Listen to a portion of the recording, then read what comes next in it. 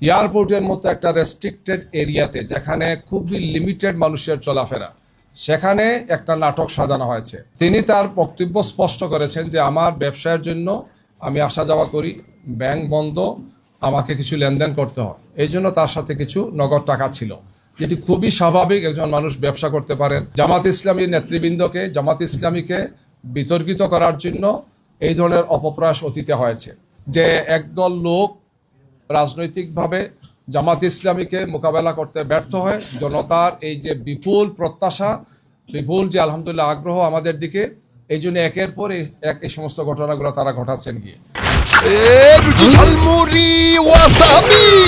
পাগল হয়ে যাবি। আমাদের একজন দায়িত্বশীল গতকালকে আজকে তিনি ঢাকা থেকে গিয়েছেন সৈয়দপুর বিমানবন্দরে, এবং সেখানে আইন শৃঙ্খলা বাহিনী তাকে একটা সাজানো নাটক করেছেন। তিনি তার বক্তব্য স্পষ্ট করেছেন যে আমার ব্যবসায়ের জন্য আমি আসা যাওয়া করি, ব্যাংক বন্ধ, আমাকে কিছু লেনদেন করতে হয়, এই জন্য তার সাথে কিছু নগদ টাকা ছিল, যেটি খুবই স্বাভাবিক একজন মানুষ ব্যবসা করতে পারেন, তার পরিবারের প্রয়োজনে বা অন্য প্রয়োজনে তিনি এটা ক্যারি করতে পারেন।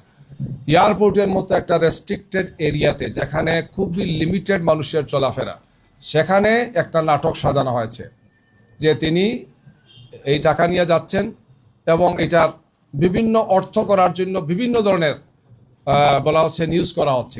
ইতিমধ্যে তিনি একজন বয়স্ক লোক, একজন দায়িত্বশীল ব্যক্তি আমাদের, তিনি অসুস্থ হয়ে পড়েছেন মেন্টালি, এই টর্চারের কারণে তিনি এই মুহূর্তে হাসপাতালে আছেন, রংপুর হাসপাতালে তাকে নেওয়া হচ্ছে।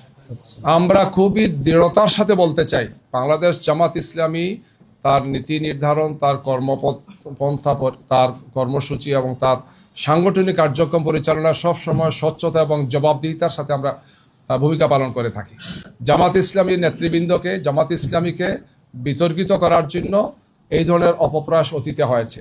গত 28 তারিখ আমিরে জামাত যখন কুষ্টিয়া থেকে সফর আরম্ভ করেন, আপনারা খেয়াল করেছেন, তখন মেহেরপুর জেলা আমিরের গাড়িতে অস্ত্র পাওয়া গিয়েছে এই মর্মে একটা নিউজ দেওয়া হলো। পরে দেখা গেল 1 ঘন্টার মাথায় সেটা হচ্ছে বাঁশ ছিল, লাঠি ছিল, অথবা এই ধরনের ছিল যেগুলা কাজের জন্য নেওয়া হচ্ছে, অর্থাৎ সেখানে স্টেজের কাজের জন্য নেওয়া হচ্ছে, শাবল নেওয়া হচ্ছে, কুদাল নেওয়া হচ্ছে। 1 ঘন্টার মধ্যে পরবর্তীতে তার গাড়ি দেখা গেল তিনিও গাড়িতে নেই, তার নির্বাচনী কাজে ব্যবহৃত গাড়িতে এই জিনিসগুলো ছিল, কিন্তু বলা হলো যে অস্ত্র তিনি বহন করছেন।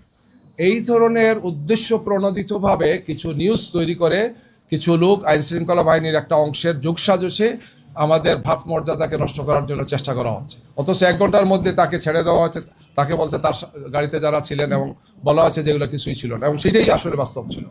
তো এইভাবে আমাদের সে মনে হচ্ছে যে একদল লোক রাজনৈতিকভাবে জামাত ইসলামীকে মোকাবেলা করতে ব্যর্থ হয়। জনতার এই যে বিপুল প্রত্যাশা, বিপুল যে আলহামদুলিল্লাহ আগ্রহ আমাদের দিকে, এই জন্য একের পর এক এই সমস্ত ঘটনাগুলো তারা ঘটাচ্ছেন গিয়ে। নারী কর্মীরা আমাদের কাজ করতে গিয়ে বাধার সম্মুখীন হচ্ছেন, ফিজিক্যালি তাদেরকে ইনসাল্ট করা হচ্ছে, কাজ করতে দেওয়া হচ্ছে না, উল্টো আমাদের উপর নারীদের ব্যাপার বিভিন্ন কথা ছড়ানো হচ্ছে, এবং এই ধরনের সাজানো ঘটনাগুলো অত্যন্ত স্পষ্ট হয়ে যাচ্ছে। একটা ঘটনা ঘটে, এক জায়গা থেকে তারা প্রেস ব্রিফিং করেন, তারপরে গিয়ে তারা আবার নির্বাচন কমিশনে হাজির হন, এগুলো নিয়ে তারা অভিযোগ করেন, মানে এটা রিলেটেড, একটার সাথে একটা রিলেটেড। অর্থাৎ এই ধরনের একটা ঘটনা সাজানো হবে, তাৎক্ষণিকভাবে সেটা ব্রিফিং হবে, তারপর সেটা ইসিতে যাবেন অথবা একটা কর্মসূচি দেবেন। তাদের সামগ্রিক অবস্থানকে প্রশ্নবিদ্ধ করার জন্য নির্বাচনকে সামনে রেখে একটি দল এই কাজগুলো করছেন। আমরা মনে করি যে এটা সুস্থ রাজনীতি নয়, এটা সুস্থ রাজনৈতিক চর্চা নয়। আমাদেরকে ফ্যাসিবাদ মুক্ত একটি বাংলাদেশে আমরা বাংলাদেশ করতে চাই। এই নির্বাচনটা খুবই গুরুত্বপূর্ণ। বিভিন্ন ধরনের নাটক সাজিয়ে যদি নির্বাচনকে বানচাল করার চেষ্টা করা হয়, তাহলে জনগণ এটাকে ছাড় দেবে না।